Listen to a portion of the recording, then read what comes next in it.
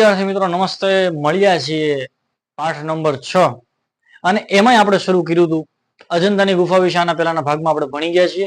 આ છે આપણો ભાગ નંબર 2,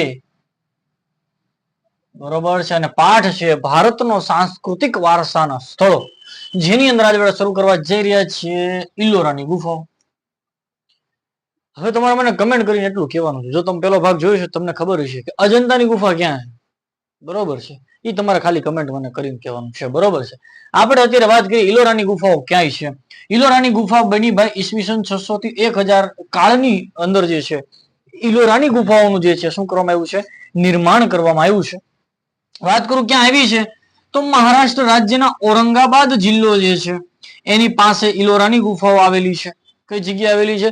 મહારાષ્ટ્ર રાજ્યમાં ઔરંગાબાદ જે જિલ્લો છે એની બાજુમાં જ ઇલોરાની ગુફા આવેલી છે. વાત એ કરીએ કે એની અંદર 3 પ્રકાર મેં અહીંયા પાડ્યા છે: બૌદ્ધ ધર્મ, હિન્દુ ધર્મ અને જૈન ધર્મ. જેને ન ખબર એને કહી દો, જૈન ધર્મ જે છે એમાં મહાવીર સ્વામી જે છે, મહાવીર સ્વામી સાથે જોડાયેલો આ ધર્મ છે. જ્યારે બૌદ્ધ ધર્મ જે છે એ ગૌતમ બુદ્ધ સાથે જોડાયેલો ધર્મ છે. બંનેને ભેગા ક્યારેય ન કરતા વિદ્યાર્થી મિત્રો. મહાવીર સ્વામી જૈન ધર્મમાં 24 તીર્થંકરો થઈ ચુક્યા છે અને તીર્થંકરોને પૂજવામાં આવે છે અને જૈન ધર્મ કહેવામાં આવે છે.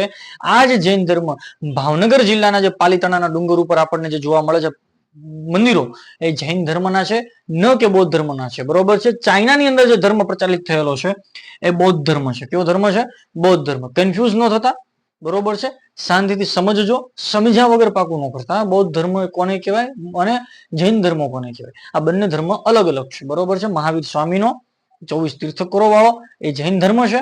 જ્યારે બૌદ્ધ ધર્મ જે છે એ ગૌતમ બુદ્ધની જે તમે મૂર્તિ લાવો છો, 100 પીસમાં મૂકો છો, હે, એ જે મૂર્તિ છે ગૌતમ બુદ્ધની મૂર્તિ છે, એ ધર્મ છે એ બૌદ્ધ ધર્મ છે, બરોબર છે.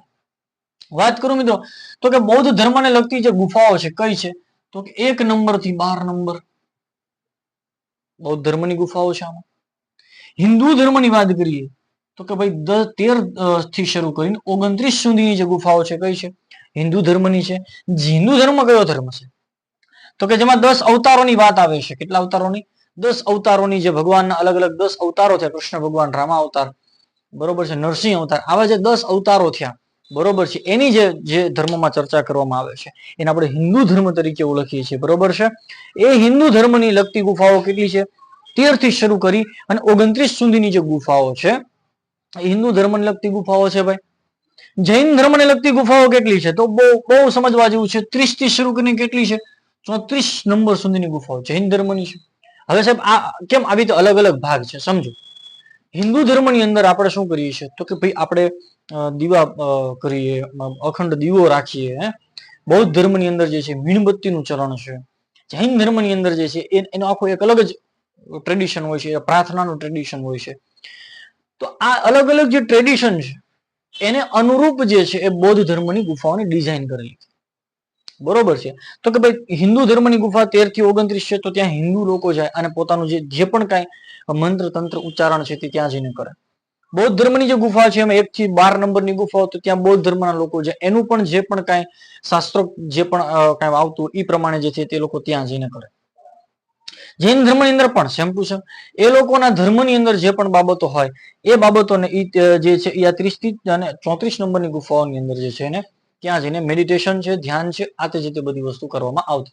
આપણે શું યાદ રાખવાનું છે કે બૌદ્ધ ધર્મની ગુફા 1 થી 12 નંબર છે, હિન્દુ ધર્મની ગુફા 13 થી 29 નંબર છે, જૈન ધર્મની ગુફાઓ 30 થી 34 નંબરની ગુફાઓ જે છે એ જૈન ધર્મની છે.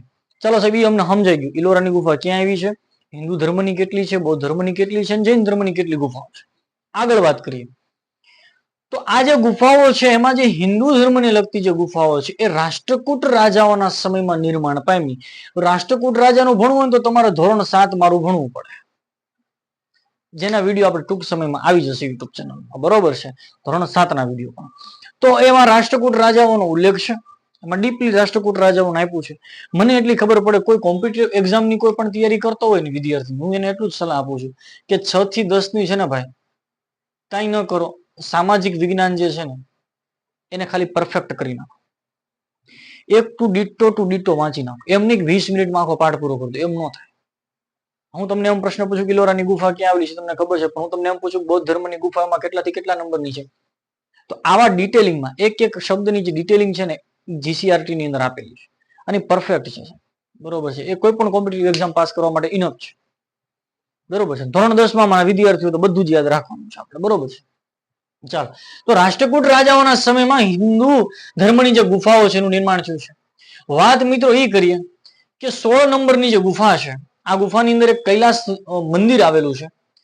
એ મંદિર જે છે એ 33 મીટર પહોળું છે અને 50 મીટર ઊંચું જે છે, એક જ પથ્થરમાંથી કોતરી અને આ હિન્દુ ધર્મનું 16મી નંબરની ગુફામાં કૈલાસ મંદિર બનાવેલું છે. એટલે કે શંકર ભગવાનની બહુ જ આંખો બંધ કરી દીધી, કેમ તો કે હું ઇમેજિનેશન કરતો હતો.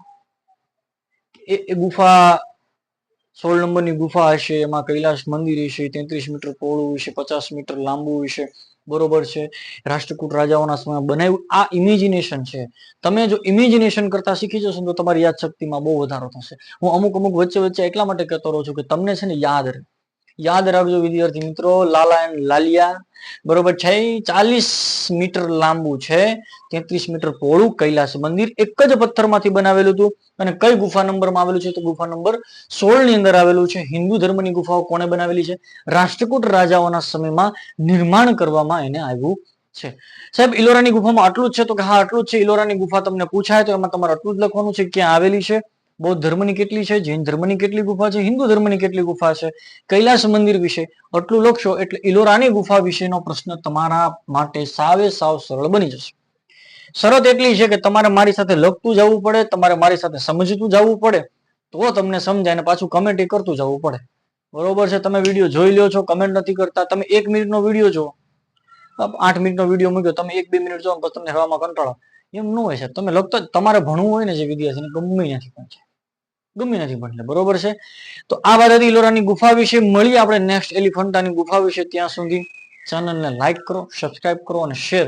તમારા 10મા ધોરણના એવા વિદ્યાર્થી જે તમારા 5 તો ભાઈબંધ છે ને તમારા કે 10મું તમારી હારે ભણતા છે, 2 ભાઈબંધ છે, તો એ 2 ભાઈબંધ સુધી મોકલશો ને એમાં તમારો ફાયદો છે. હા, તમને સમજાશે, એને સમજાશે, તમને પરીક્ષામાં આવશે, એની પરીક્ષામાં આવશે. તમે જે તમારામાં એક છે ને એક વ્યવસ્થા આવશે કે ના હવે મારે સમજવું છે, હવે મારે શીખવું છે, હવે મારે હજી એક વિડીયો જોવો, એમ તમે ધીમે ધીમે સમાજની અંદર રસ લેતા થશો, બરોબર છે. ચાલો તો મળીએ નેક્સ્ટ વિડીયોની. ત્યાં સુધી ખૂબ ખૂબ આભાર તમારો સર્વ.